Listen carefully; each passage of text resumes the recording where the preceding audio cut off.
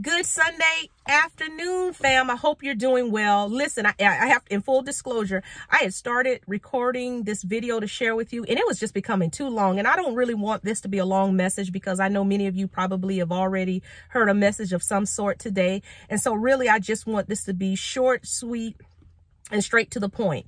If this is your first time tuning in, I am Tasha of Just One Ministries, because just one person can make a difference. So this is the word that I have for you today. You know, God is always leading you somewhere.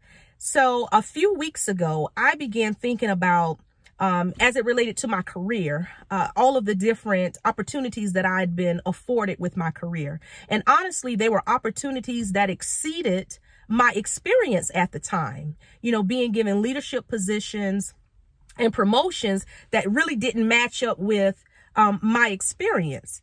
But what I was always told in those instances is that those individuals saw something within me that honestly at that time I didn't see within myself.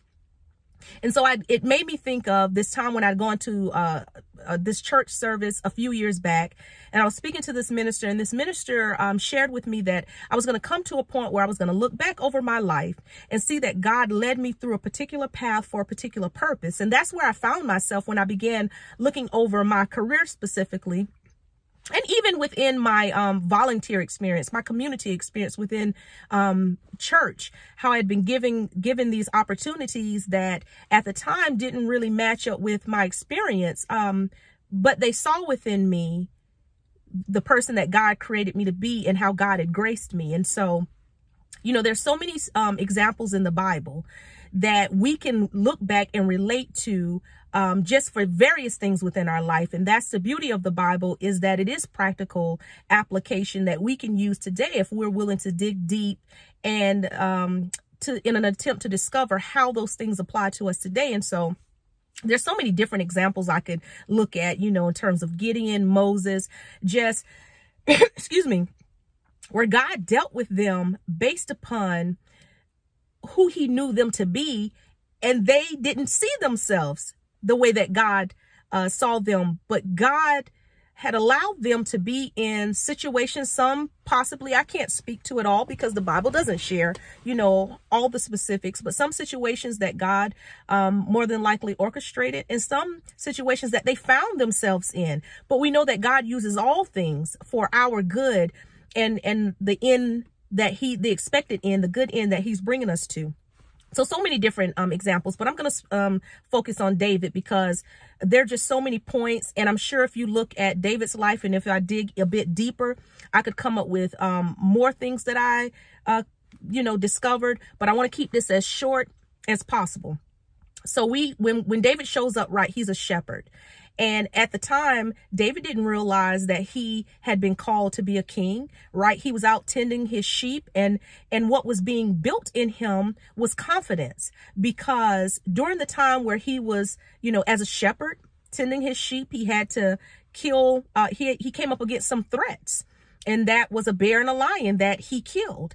And he did not realize that that was preparing him for this giant that he was going to face, Goliath, so that when that opportunity presented himself, David could look back on a similar situation and see how God had delivered him. And then when he came up against Goliath, he knew that the same God that delivered him from the hand, or the mouth rather, of the bear and the lion would deliver him from Goliath. And so confidence was being cultivated in David, because God knew that he had called David to be a king, but there was this process that David had to go through, because there were some things that God needed to develop within him to bring him to that expected end. So confidence is one of those things. So after that, right, he's loved and favored by the king, and there comes a point in time where the king needs a skilled musician.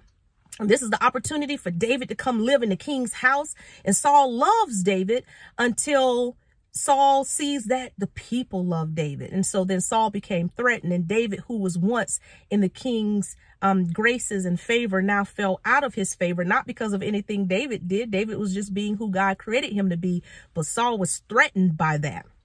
And so in that situation, you know, and by this point, David had been anointed king, but he would not take the throne for many years later. But he had to learn humility, right? So he had been anointed king, but he had yet to occupy the position. But he had to learn humility. And these were some of the things that came to me in that. You know, he knew he was king. He had killed Goliath. He was brought into the king's palace. He was loved by people, but then he fell out of Saul's graces. And so then he was humbled in that situation. And it's very hard, right? When you know who you are and you know what comes with that, and you have to walk in that level of humility. And then as a result, Saul, you know, Saul was Saul, if you know that story. And, you know, David became really an outlaw because he fell out of Saul's graces, not because of anything David did. It was Saul. Saul was threatened. And so during this time, David becomes an outcast. You know, this shepherd boy who was anointed king, wasn't on the throne yet, but he was loved by the then king, was brought into the king's house, promised the king's daughter, then fell out of the king's graces, became an outcast, running, living in caves, hiding out because Saul was after his life. And so David had to learn trust. God was developing trust because as king of Israel, David needed to know how to hear from God. He needed to be able to trust that God, not only that God would speak to him, but that God would lead him in how to govern this nation, but that also God was going to be true to his word. God had literally had him anointed as king by the prophet Samuel.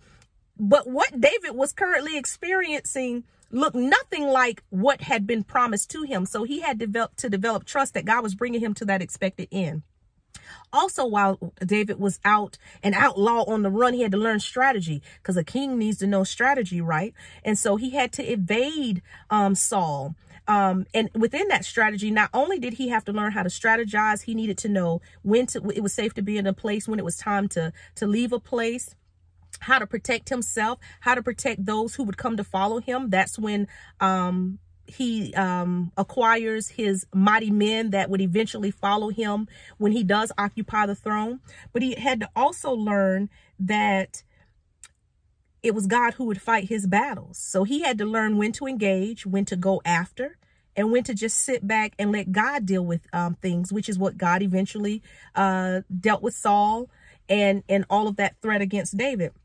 And during this time, he had to also learn how to be a leader, because this is when he accumulates these mighty men that would go with him when he would eventually occupy the seat as king of Israel. And so, you know, I want to encourage you today to look back over your life. You know, even the situations you found yourself in that you didn't quite understand why you were there, or if they didn't make any sense. I believe that nothing is in vain.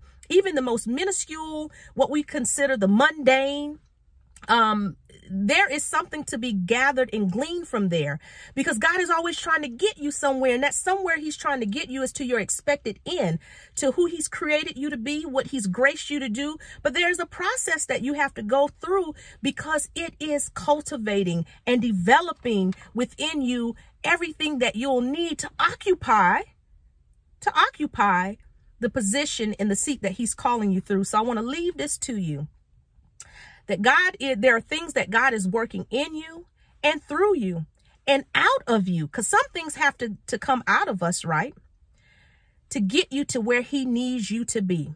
So I hope this blessed you in some way. I hope that you have a blessed day, and that your week will be blessed. And so I just speak blessings over your week, that things will work out for your good, that you'll be able to see and hear clearly the way in which the Lord is leading you, that things that have been a struggle for you, you'll begin to get some clarity, some peace, some instruction and direction, in the areas where your life where you feel overwhelmed and where you've been struggling, that God's peace would surround and it would encompass you, and his peace, which surpasses all understanding, would just guard your heart and your mind.